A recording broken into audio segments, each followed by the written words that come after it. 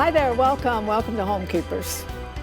Come right on in, my friend. So glad you're there. I'm so glad to be here. And grab yourself a cup of tea and let's just have some girl talk. And we like the guys too. We have some really wonderful male viewers and we love you very, very much. So welcome everybody. I think you'll be glad that you joined us.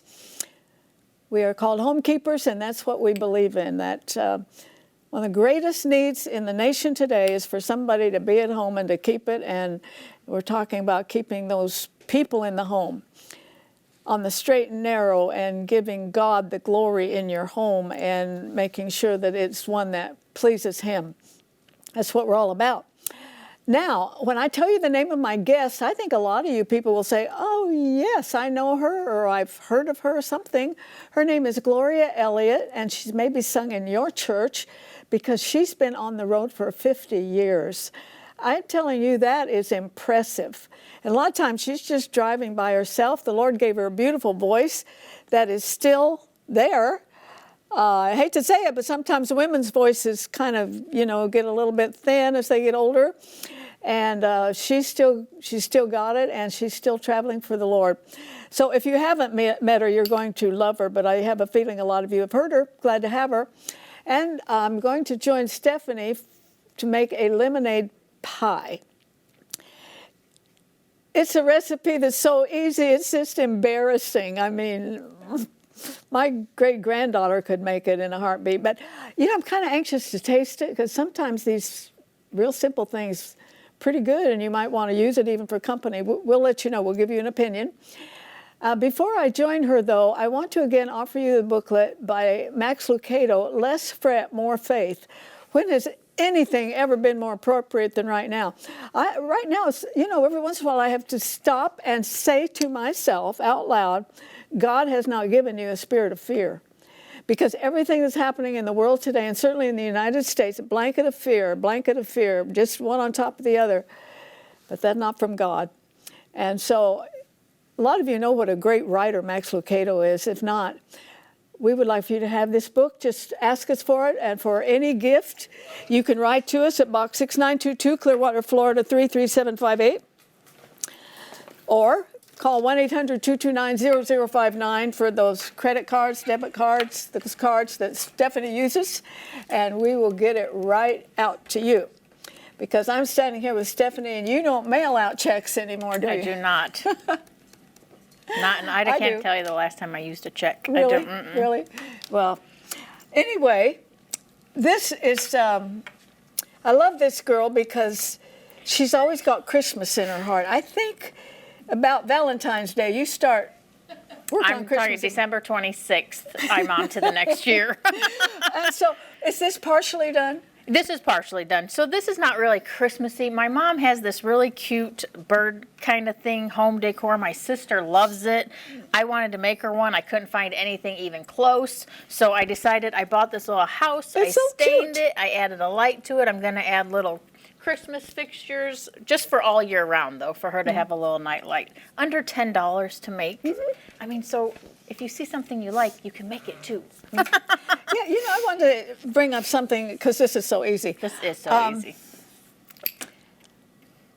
I think a lot of us have the gift of procrastination. I am not one of them. Put it off. So I knew that I was in the presence of somebody with COVID 2 weeks ago. So being the upstanding, great character Christian that I am, I stayed home. And I don't think I'd do that again because you're probably around these people all the time. How do you know? But I was trying to do the right thing. So what do? I'm feeling fine. I'm healthy. Get some things done. And I discovered something that when we procrastinate, it's a greater burden than if we would just do it. Because nothing usually ever takes as long in your mind that you think it's going to. How long did it take you to do what you were going to do that you procrastinated? I took a probably an hour on this, a trunk load to the Salvation Army. And I do my Salvation Army things nice. I mean, I put them on hangers and a cover over them, plastic bag, and they take it. Know. But the other thing was I had all this silver jewelry that needed polished, and boy, can I put that off. I did it. 10 minutes. Look at that. Yeah. I got to take it off because it's too big, but look how that Yes, baby shines. It beautiful. was black. So for the most part, I'm the opposite of procrastination. I don't know what that is, but I need to get things done now. yeah, she And is. sometimes not everyone likes that. Okay, everybody in this room who is not like Stephanie, Who's a raise your hand. procrastinator? I think every hand is up. Okay. Not Susan. She's with me. Yeah, Susan, yeah. You know what's funny though? You said you went to the Salvation Army. Most people put things in their trunk and then they just ride around with it for like 4 months. So you did go straight to Salvation Army, right? I did. So It's there. not far from my house and glad to do it. What does this have? 3 items? 4 items? Four. So we have frozen lemonade that's thawed. This is a 12-ounce container and you only need half of it. So that's 6 ounces. Mm-hmm. And then we have a can of sweetened condensed milk. I mean, how good, how yummy. And we're just going to mix these together. This really is. We've made this once before. It was a long time ago, though, and it was so good. Well, that we've done over 3,000 my recipes. family requested this one when we made it last they time. really? Yes, and I made it, and now I get it requested Well, often. I'm planning on having some company, and that's why I wanted to kind of. But you know what? I don't like Cool Whip. I like real whipped cream. Yes. Would that work? Sure. You think? Yes, most definitely. This is just easier. Mm-hmm. Okay, and then we have Cool Whip, a container. I'm going to leave a little bit out maybe and to put on the top. To put on the top? Yeah. Mm-hmm. We'll do that. And then you just mix this in. We have an already made pie shell because that's what I requested from Arthelene Rippy. Yes, when I see something with a graham cracker crust, I think you're kidding. I'm going to get it at the grocery store. You can make one if that's what you like to do. Mm-hmm. I used to. Not no more. Yep. So I'm just mixing this all together. Lemonade. Amazing. Yes. Wonder who thought of this. Sweetened condensed milk and Cool Whip.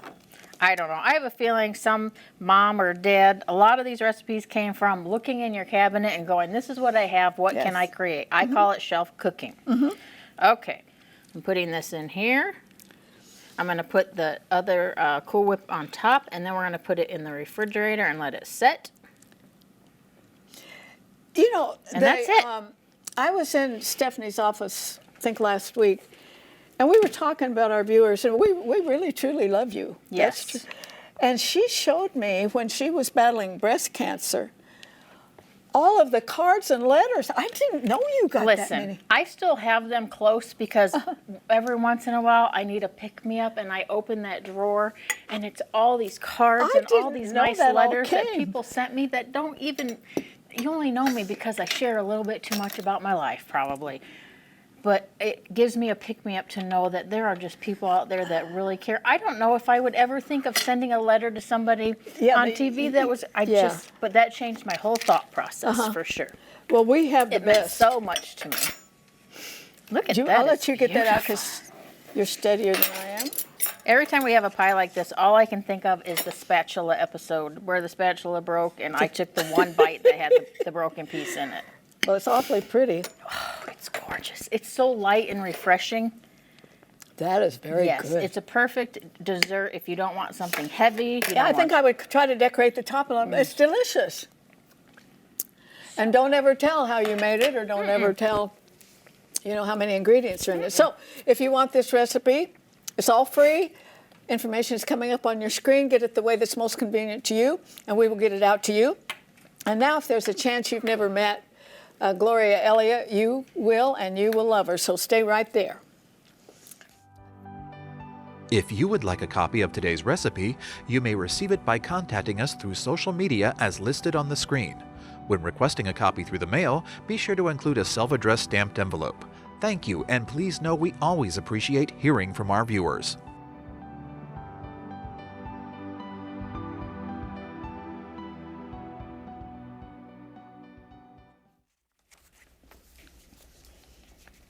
All right, Gloria, welcome. It's so nice to have you. Thank you, Arthelene. It's great to be here. I remember when you started out, I didn't attend college when you were there, but we did attend the same college. And that's when the Assemblies of God had a national radio program that was really top-notch. C.M. Ward was the speaker and the Revival Time Choir. And Did you become the soloist for that as soon as you got there? What happened was, Lil Sundberg, who's a mutual friend, Anderson, was actually Brother Ward's soloist. Did you know Right. that? She Oh, was yeah. never the choir soloist. okay. She was the broadcast soloist. After that, all of us, all the other soloists, we were like in the choir soloist. So I was like Revival Time choir soloist for 4 years, but it didn't happen right away. Toward the end of the first year, I started doing solos, and right through the end then. And you still are. And Okay, let's go back further though. You're a preacher's kid. right, my dad stood me on the altar when I was 4. I had been singing before that, but he finally let me sing in church when I was 4, and I did Mansion Over the Hilltop. That was my first solo in church. And years later, I did it for Ira Stanfield and his church in Fort Worth. So it was amazing. I had a wonderful, like you, wonderful parents who lived what they preached, which made it easy for me to love the church. And I grew up at youth camps. I got to sing, and 4-H talent contests. But I'm not proud to tell this, but I can't read music, and I've never been trained. Really, it's been a miracle to me to be a preacher's kid from the mountains of Virginia. Nothing against the mountains of Virginia, but I mean, it's just a very backward part of the world still today. Tradition, locked in tradition. For me to leave that and end up recording with the London Symphony Amazing. 3 different times, it's just like, how did that happen? Only God. Only God. Only God. What an honor, because I love orchestration. I love great instruments. Me too. And I remember my sister Sharon was playing the Allen organ at Bethel Church in San Jose. And an Allen organ is like a pipe organ, and I think pipe is the most majestic. Me too. Yeah. And she was playing that thing, and they were singing some hymn. She kicked that thing up, and the praise, Lifted. I think I saw God smiling. I tell Because the you. congregation followed it. Yeah, music has such a part. Why would God create such? And that's one thing I've said about a lot of the music today. They don't seem to stress harmony parts. It's like everybody sings unison, and I'm like, God created some of the most gorgeous chords. Yes. And I love instruments. Yeah, yeah. The Bible mentions them a few times. Absolutely. And they're going to be in heaven. Absolutely. Even the high-sounding cymbals. I'm like, okay, God. I'm not real crazy about the high-sounding cymbals, but I guess there's a place Not for if they're right in your ear, that's for sure. Well, did you ever dream that you would have a lifetime of ministry? I traveled 20 years, and my husband and I traveled about 7 as evangelists. And you might have to put a gun to my head to get me traveling again. And that total of 27 years, you've done it for 50 years, girl. Yeah, and actually, Arthelene, I did 10 tours with Revival Time Choir before that, so it's a better part of 54 years, because we did a month-long tour every summer. We did a fall tour and a spring tour. I would say that I've gotten so used to driving, it's like therapy for me, but I am at a point, because of my vision, that I don't enjoy it as much as I used to, because I have to be extremely careful. I'm still allowed to drive, but not at night anymore. And I'm getting ready, as you know, to leave to go to Virginia, then to Ohio, then to Michigan, then to Indiana, before I go back to Branson for a month. Was there a moment that you knew you would be in ministry? It's amazing to me. I hear other people's stories, and I would just say that it evolved. And Arthelene, as much as Revival Time made Assemblies of God people aware of me and the gift God had given me, the Moody Bible Institute people did equally as much, because WMBI, their network of radio stations, played my music from that first album that Ron Huff and I did in London. They played my music every day. They even had me for a chapel service at Moody Bible Institute. So those two avenues opened many, many doors for me. And I was offered opportunities to go with a management company, you know, but I just felt in my heart I didn't belong there. I have a love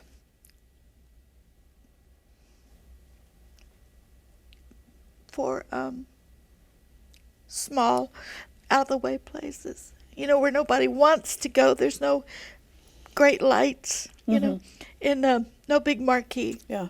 But I grew up in a pastor's home, pioneer pastor's home. Nobody wanted to come because my folks were home missions pastors. And I said, Lord, I will never say no. I don't care how small they are. Amen. If you give me the opportunity. Because it's, you know, it's a good thing to have a ministry of encouragement. And I thank the Lord for people who come to Jesus in my services. But I also thank him for the pastors that I know through the years I've been able to encourage. That was out of the left field. I didn't know it was going to get so emotional. I just totally admire you for it, and it's very obvious that it's a burden that the Lord has placed on your heart, and I understand because I've been in every kind of church like you have, but to make a priority of those sweet people that are on the front lines every day. I think of them as my viewers here. Right. Because I like to bring things to the program that will help them and encourage their lives. I think of maybe a nice little couple farm in Iowa or Nebraska or somewhere they're watching, and the attorney we've had on here for years passed away suddenly. Just breaks all of our hearts. But I thought of them sitting there, and he could explain to them what a will is and what a trust is. Exactly. That encouragement. Yeah, and that's what Christian television has done. You know, the good guys, you guys are the good guys. The Christian television ministry has been so beneficial in that it's taken you to people that would never get to meet you in person, probably. And health things and so forth. But also, I've been able to bring missionaries on that viewer doesn't know what God is doing around the world. Right. I had one yesterday that we couldn't even give his full name because he goes into places that are very dangerous. But there my sweet grandma sitting there, and she knows what God's doing around the world. That's right. That's right. And it's Christian television has been a part of my life since 1970, even before I finished my first album. I started with Jim and Tammy at 700 Club. And all these years, God's blessed me to be able to, I've sung for John Hagee, and I did service at the Crystal Cathedral, these places, and that's great. But week in and week out, because you somewhat follow me, and Dawn, your sister, does, I go to Podunk. I mean, some of the smallest little areas, and I love it because I feel somebody said, well, that sounds very noble. And I said, there isn't anything noble about it. It's my calling. That's what I feel called to do. Yes, and the feeling you get when you leave, and you've encouraged those people, you know that you have put something in them that says what you're doing is important. You stay here and you fight the battle. Absolutely, absolutely. Okay, I want to talk about COVID and the singers. It's killed the music industry. Hopefully it'll come back, and I say this because my daughter's a professional harpist, and she was playing for Josh Brogan, going around the state of Florida. They had 6 concerts. COVID hit after 3. They all went home, and they've never been rescheduled. She's played for Johnny Mathis several times, and he has scheduled 3 different times here and canceled it. Now I think he's scheduled in December. We'll see. But what this says is that musicians not getting paid, the ushers are not getting paid, the light people are not getting paid. It wipes out the industry. Now take it to what you do. We know quartets that are on the road and traveling evangelists and preachers and all. Their income's gone until something happens. Last year I had to cancel pretty much everything. And but there again, Arthelene, there were some pastors who've loved my ministry all through the years, and every year they would have me. And some of them got together and sent love offerings to help me. And so unlike some, and it's just me, you know, so when it's a large group, it's a little bit more difficult because they have such a budget. But I try to operate as frugally as I can so that I can afford to go to places that can't. And here's another thing. With the larger churches that can really bless me, that my parents' attitude would have been, we want to bless you so you can go to some of the smaller, but I've literally had pastors say, if we find out that you go out to those little churches, we won't have you. And Really? Absolutely, we won't What have Jesus do they serve?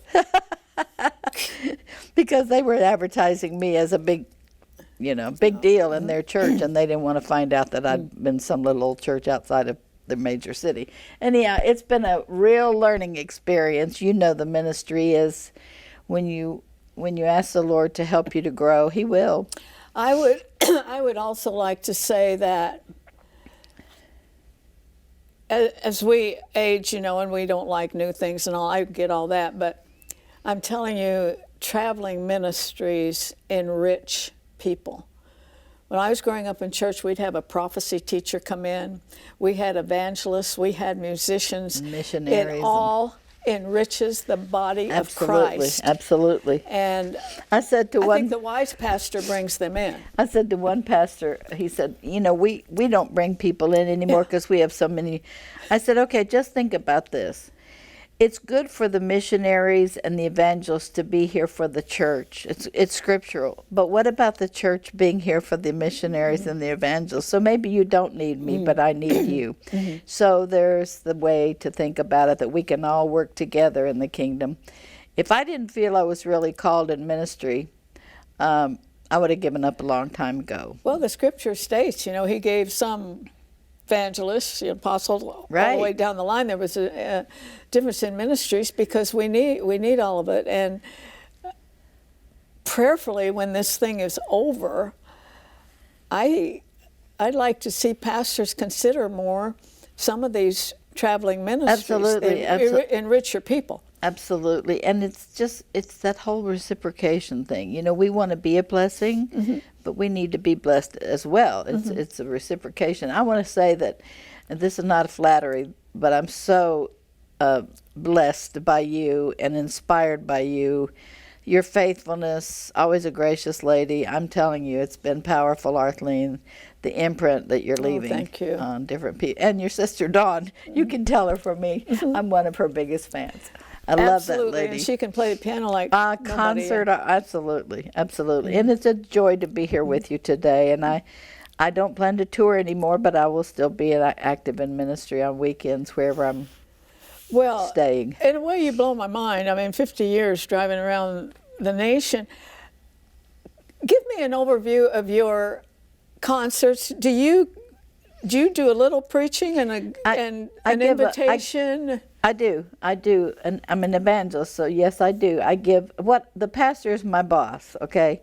So if he says, I want you to do 30 minutes, that's what I do, and I say, God help me, you know, because a real service for me, I get about an hour. That I do about 10 songs, and in that time, I give a lot of scripture, quote scripture.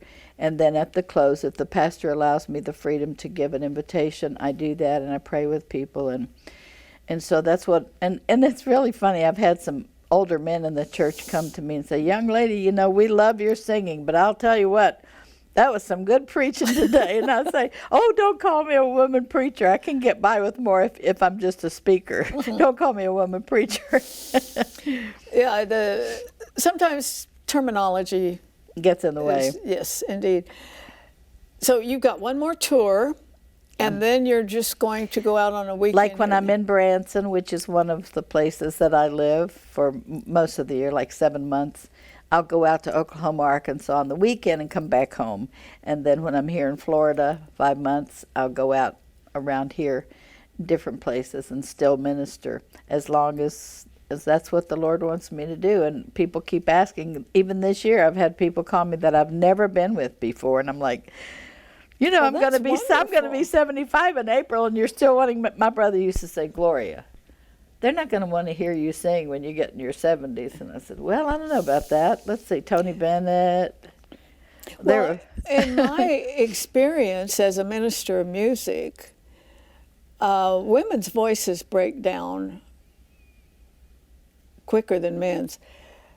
I had 200 people in my music department, and on Father's Day, I'd have a male choir. Men's voices sound good if it's just all unison, and one guy I just had to say, just move your lips, because he was totally tone deaf. But other than that, men's voices hold up. Hold up. I mean, have you heard Dave Boyer recently? And I'm telling you. And just this week, Tony Bennett retired. And even Pat Boone, you know, I was with him at the return in Washington. He's in his 80s, and he's... But I don't think it's quite the same with women. So the fact that your voice, and I've heard you here, so your voice is still strong and consistent, must be God saying, you know, stay put. This is what, every time I say, Lord, I'm happy to stay home. If you're ready for that, I would be happy to teach a Sunday school class. Somebody will call from London, or somebody will call from Oklahoma, someplace I've never been, and say, would you come? I'm like, okay, I got the message, Lord, as long as you still have people asking. Praise God for a very rich ministry. And so I want to ask you, you said you saw the solo from The Return last year watching. What did you think of the song? Do you remember it, But For God's Grace? Yes, it's the first time I heard it. Yeah, God gave me that song a couple years ago, and it's kind of been the theme of my ministry the last couple years. We need to recognize. Well, it says it all. It's His grace, His grace. We are both trophies of God's Yes, grace. we are. Praise God. And it's a privilege to serve Him. Certainly hasn't been perfect on my part, but He has been. Yes, always. I love you. I love this ministry. I thank God for this, for CTN, the network. They've done so many wonderful things through the years. Great people here, and Yes. I'm glad you could stop by. I do want to remind the viewers that we have prayer partners standing by right now. There's so many needs. This world is in turmoil, and our nation is just being shaken. But I'll tell you, somebody that's not upset is the King of Kings and Lord of Lords, and you can go to Him any place, anytime. And there are people standing by. That phone number will come up on your screen. You can call, and you'll have somebody praying with you. Could change your whole day, could change your whole life. Hope you'll take advantage of it. And I hope you'll join me next time, remembering there's no higher calling than that of a homekeeper. God bless you. If you should miss a Homekeepers program, you can catch up by going to www.ctnonline.com. Click on CTN Programs and then on Homekeepers.